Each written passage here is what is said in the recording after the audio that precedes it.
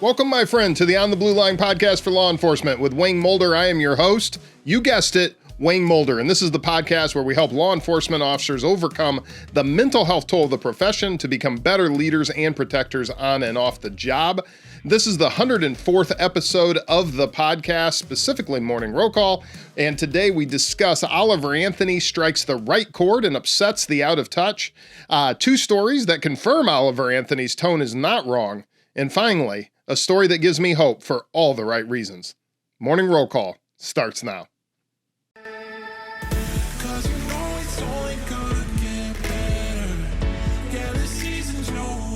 If you break the law, if you decide to do this, we're going to hold you responsible. You are the only good thing in someone's worst day. That is a privilege for a police officer. At the very least, you could honor the sacrifices of police officers and their families. We have the ability to save the Republic. So welcome, this is Morning Roll Call. We do two podcasts of the On the Blue Line podcast currently, and Morning Roll Call releases every Monday, and it's just you and I. It's the monologue show. Honestly, it is by far in the numbers also the most popular. So hopefully you're enjoying it. We want your feedback, whatever, if you are a podcast listener to the show, if that's how you listen to it, if you would, a 5-star rating is huge, and I'd love to see your feedback, and we'll probably get back to reading some of those on the air here in the coming weeks. If you do not follow us on social media, I'm most active on X, which if you have no idea what that is, it was previously Twitter, and it's at On the Blue Line and the number 1, at On the Blue Line and the number 1. Honestly, that it's probably the least popular among the listeners. So you're like, well, how does that work exactly? So we are also on Instagram and all the others at On the Blue Line podcast. Honestly, the reason I'm most active on X is because it seems to be the greatest source for news. So it's much easier to push out information, gather information, and do what this podcast is meant to be by being in that location, because that's where they are, even though a lot of you, the listeners, are not. It's a very interesting dynamic, but we'll figure it out. Be sure to leave us that rating and review. And then lastly, would love your feedback. Feel free to email me at feedback@ontheblueline.com. It's feedback@ontheblueline.com.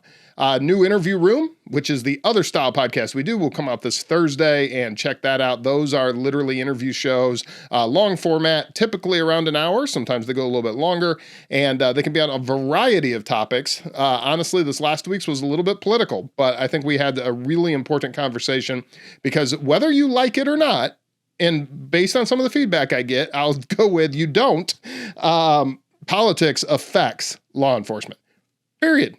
It is super important. So unfortunately, or fortunately, depending if it's something you like talking about, it has got to be a part of the narrative, because as we're about to discuss, things are not looking up, and that seems to resonate with people. So unless you've been living under a rock for the last couple weeks, and maybe you do, hopefully it's nice and comfortable. Maybe it's a little cool under there. Maybe you're like a mushroom. You like cool, dark spaces. I don't know. Unless you've been living under a rock, you probably know who Oliver Anthony is, or you have at least heard his song, Rich Men North of Richmond. But to just kind of trigger your memory here, listen to just a little bit of this popular song. I've been selling my soul, working all day, overtime hours for bullshit pay, so I can sit out here and waste my life away. Drag back home and drown my troubles away. It's a damn shame what the world's gotten to. So as with so many things, I really love it. I like that bluegrass style. It kind of reminds me a little bit of like a Chris Stapleton, maybe a little bit of a Jamie Johnson vibe in there. It's got that blues feel as well. I don't know. I just really like it. And the song is fantastic. In fact, the lyrics are fantastic.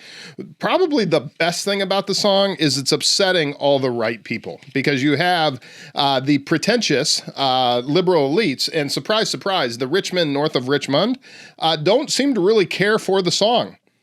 And then on the other side of it, there is, if you heard those lyrics, you know, he's talking about, I've been selling my soul, working all day, overtime hours for bullshit pay, so I can sit out here and waste my life away, drag back home and down my troubles away. And in some of the conversations he's had, he's talked about his struggle, the struggle he's had with addiction and so forth. And it's I think this song is resonating with people. I know it resonates with me because this is how we feel. You feel helpless right now. There are so many things going on in this world where it's like, it's even when I kind of hinted on, when I talk about politics or on X, when I get involved in some of these conversations. And at the end of the day, people are like, well, what can I do about it? I just don't know what to do. I just feel helpless. And I think that feeling resonates with people. The other thing is people see the insanity, right? We see, where people are struggling to pay their bills. Even listeners of this show, I've struggled. I'm sure you're struggling, and you're struggling to pay your bills while meanwhile, we've got money going to all sorts of things. Depending on where you're at with the Ukraine war, depending on where you're at with your opinion on other things, we're just pouring money out left and right. And then it seems like when people really need money, as he alludes to in the song, those are the people, he's got, Lord, we got folks in the street ain't got nothing to eat, but the obese are milking welfare. And I think it just resonates with, well, we're spending all this money on the wrong thing, right?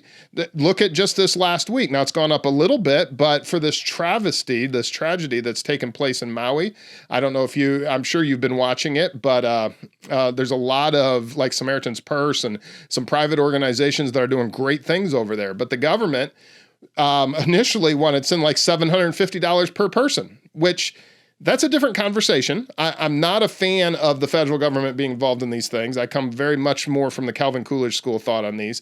But because it's not that people don't need help, but for the very reason we're discussing here, they're absolutely horrible on determining where your money should go. And when they're the ones in charge, it's really only going to benefit these rich men north of Richmond.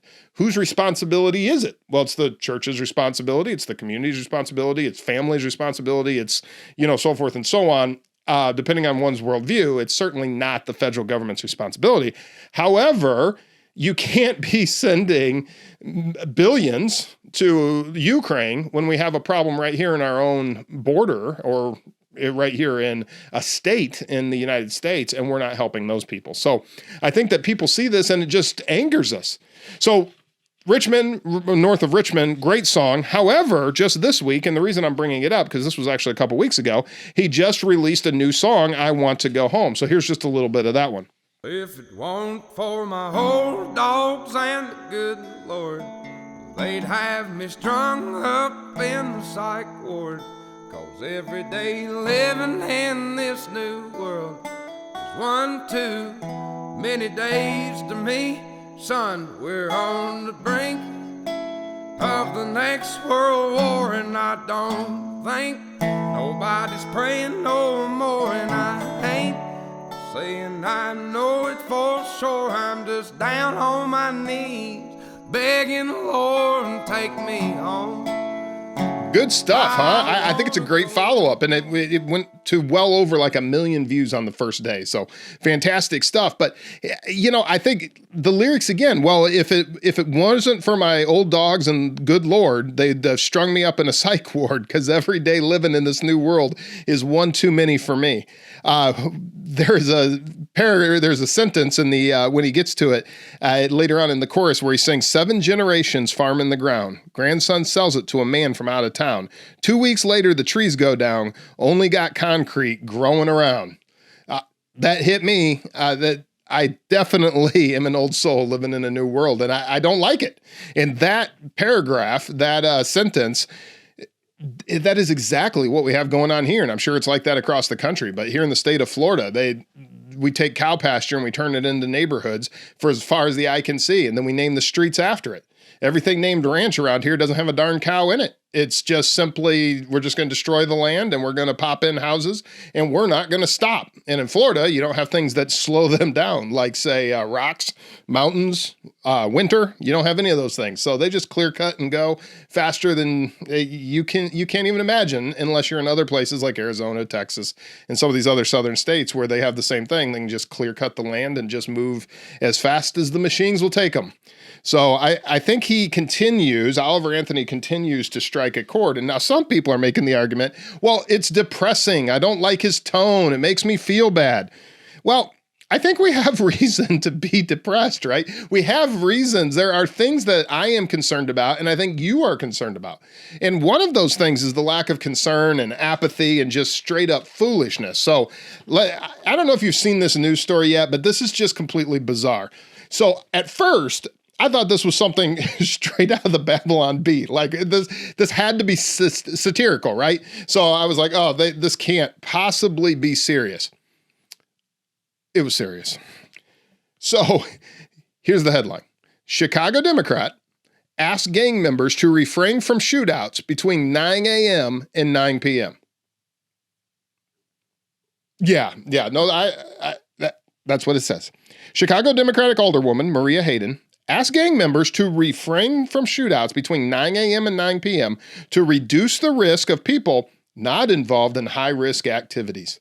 So in other words, we're not really asking you to stop your gang activity, and we know you're going to shoot each other anyway, and we are the murder capital. So all those things are true. You guys just whiz the bullets by. Go, go, go, go, go. The only thing I ask is that you just do it at night so that maybe if you hit a stray kid, the kid will be inside the house sleeping in their bed rather than out on the street during the day where the civilian casualty, there'd be more of them. How about we throw them in jail with lifetime sentences? And quite frankly, I'm not a big fan of lifetime sentences. At some point, I think death penalty comes into play. But anyway, these people need to be gotten off the road. There needs to be repercussions. We need to be enforcing these laws. We need to have a no tolerance policy. You go out here shooting at each other and you're going to go away forever. Problem solved. Have a nice day. What in the heck? Yeah, no, instead we're gonna create a treaty with them. And since you guys are stand-up guys, and since you follow all the rules anyway, let's just meet in the middle, right? So let's sit down here and we're just gonna have this little treaty here, and we will agree that you're not gonna shoot between 9 a.m. and 9 p.m. on Mondays through Friday, and possibly on Halloween. Absolute foolishness. Absolute foolishness. And then you wonder why people resonate with songs like Oliver Anthony's. It's a great song, but he's pulling onto these emotional strings of people that are like, these people got elected. They're in charge of something. They're supposed to be running something. And they are absolute morons. Second story.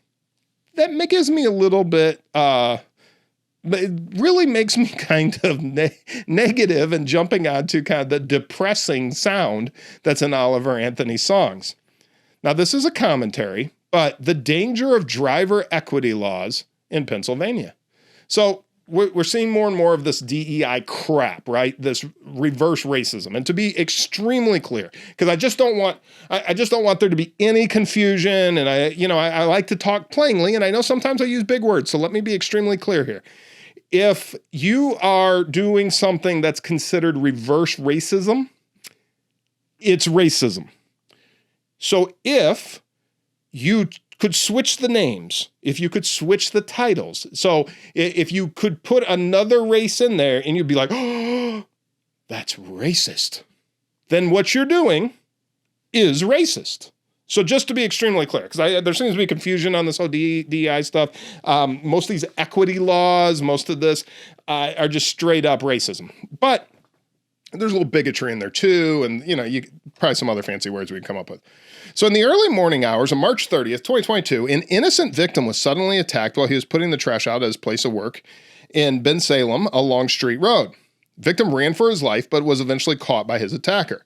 He was viciously stabbed over 50 times as he tried to resist. The assailant fled as the victim struggled to stay alive in the parking lot, and he returned to his vehicle, ran the victim over twice, abducted him, and drove off.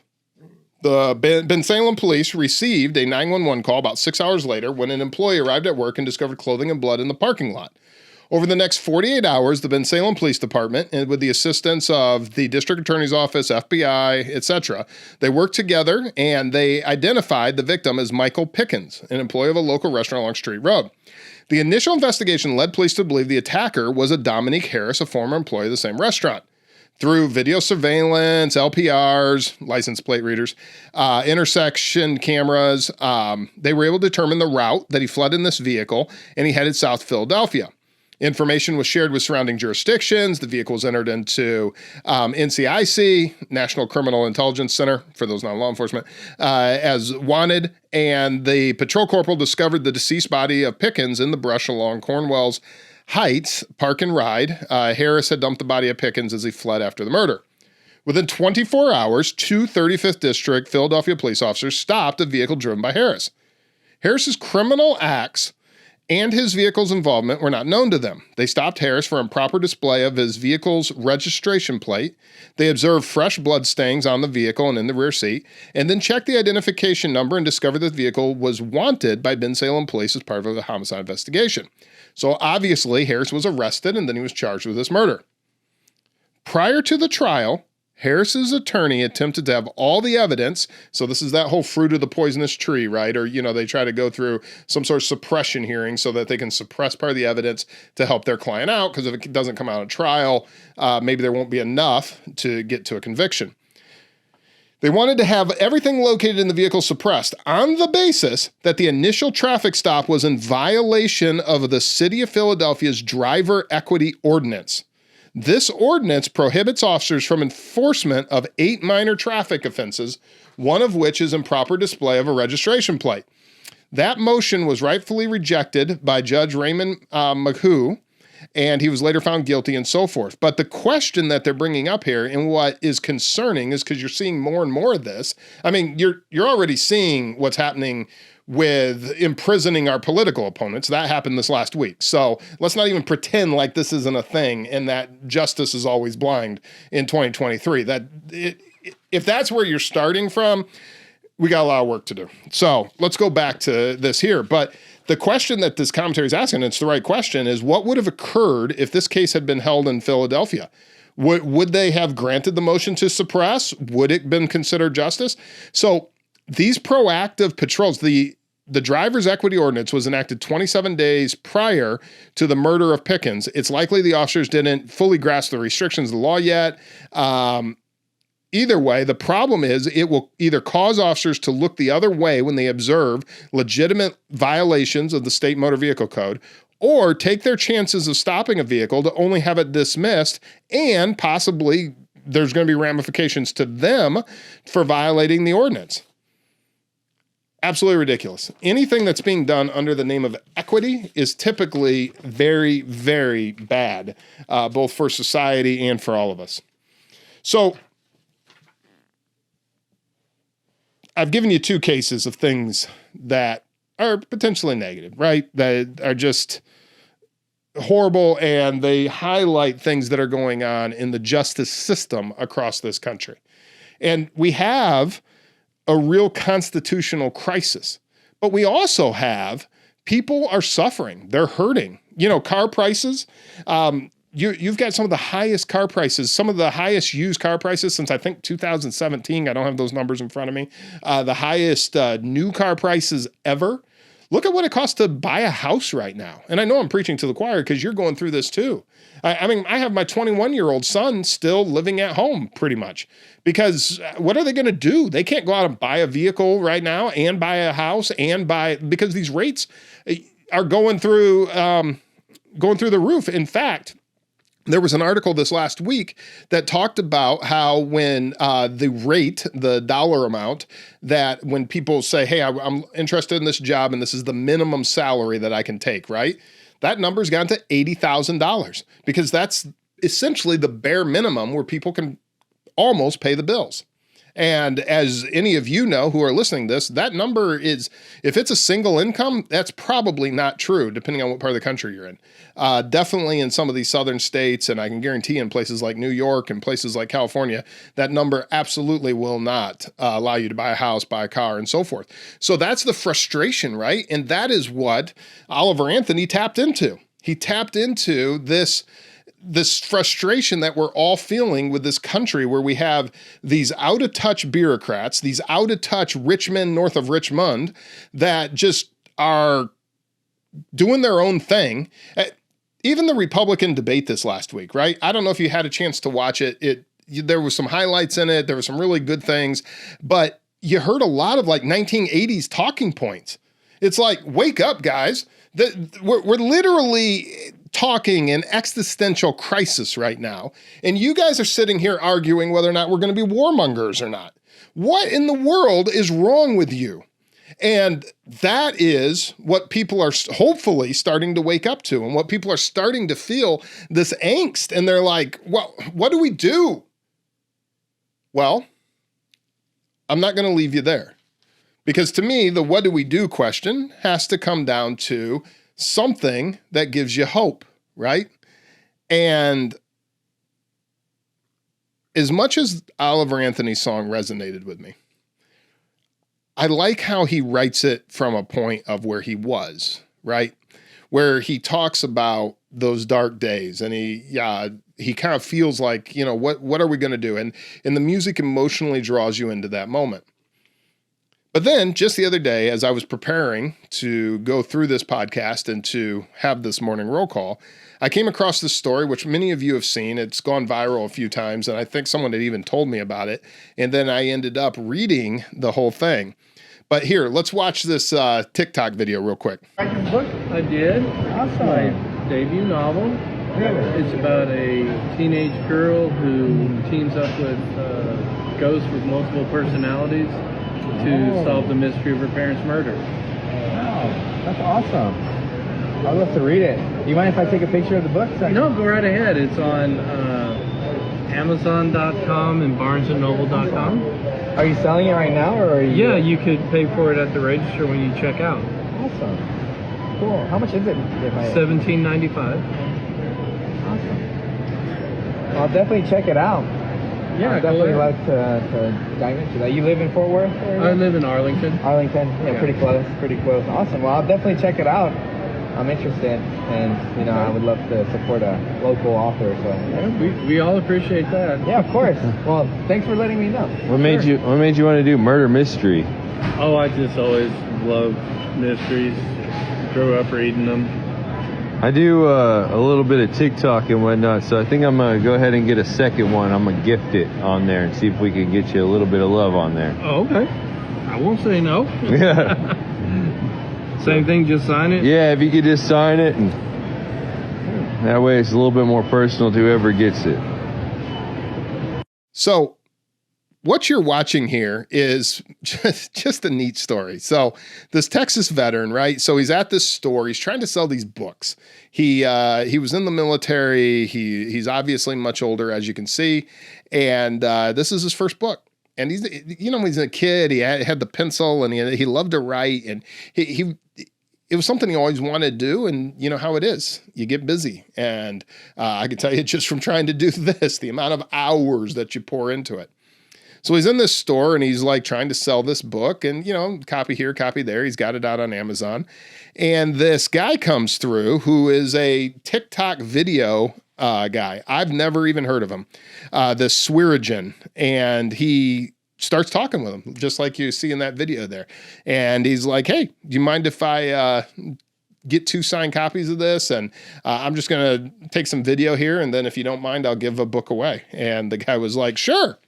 So the next day, he gets these 2 books, and Warner, the old man we see there, the author, he's like, "Hey, I was just a little weary, right? I'm just sitting there, and this guy came over, he's happy, and I was just happy to have someone to talk to, right? We have this great conversation." Well, that video has been seen over 21.4 million times and has surpassed 3.6 million likes. So on Sunday night, this is Warner talking, he's like, "My wife and I, our phones just start buzzing with notifications from people. They're signing up to my website, they're ordering my books." And we were like, it's been kind of dormant up until this point. What is going on?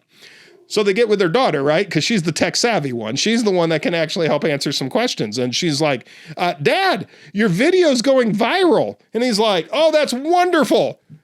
What does viral mean?" And so she explains to him, she goes, "That interaction that you had with this complete stranger, it blew up. And here he is. They go up to the top of the Amazon bestseller list, and the rest is history. And his debut novel that he's been dreaming of since he was 6 years old on the floor of his bedroom with a pencil and a tablet is now skyrocketed due to this one interaction where a perfect stranger, a guy with a following, is just walking through a store one day. And here's this old man sitting there with a handful of books in front of him, his life dream. See, Swearingen didn't know, this Jared Swearingen guy, he didn't know this guy's story. He didn't know that this is something that he wanted to do since he was like 6 years old. And then instead, he went off to, I believe, the 82nd Infantry. He was in the Airborne Division. He went on to be a software engineer. He worked in computer science. He became a homeschool teacher. Just a salt of the earth guy, right? Raised a family, obviously. He has an adult daughter. And in this moment, this Jared Swearingen guy who's got a following sees him in this store and is like, this guy just seems to be having a bad day. Maybe I can give him, just a little bit of props here. Maybe I can just uplift him a little bit. I can give him a little bit of hope and just be kind. In fact, Warner said, I think that's the message, and I'm quoting, just how big of an impact kindness can have. And that's what it was. It was just kindness, right? It was just in the moment. He's like, hey, what can I do to help this guy? And I don't think either of them knew the impact of that interaction. And then when you think about the tertiary effects of it, here I am telling you about this story of hope. And think about all the people that have seen it. This comes from Fox News. So think of all the people that have seen this story and the many times that gets told over and over and over again. And it gives people a little bit of hope. And what's the hope? Well, the hope is that human interaction. It's that kindness to our fellow man. Like I mentioned just briefly that we had the Republican debate this last week. And obviously, I feel that you cannot do a show like what I'm trying to build without talking a little bit about politics. Because politics directly impacts law enforcement. And anything negative that happens, law enforcement is going to be involved in actually doing it. If you think about it, even the complete ridiculousness that occurred last Wednesday and Thursday in Georgia, they were booked by law enforcement. Those photos are law enforcement agencies. So my point remains the same. But it's so easy to get depressed when you look at those kind of things. It's so easy to feel like defeated. It's so easy to feel like, well, these rich men north of Richmond are in control of everything and there's nothing I can do. It's so easy to say that, well, instead of holding criminals responsible, my politicians want to negotiate with them and create a treaty with the bad guys. And you just feel like, well, is my family even safe? The whole world's gone crazy and I just don't feel like there's nothing I can do. And I'm just going to go hide under a rock somewhere. And yet a story like this comes out where one guy can just in a moment be kind to somebody. And that moment can change the trajectory of their lives and the lives of others who hear that story.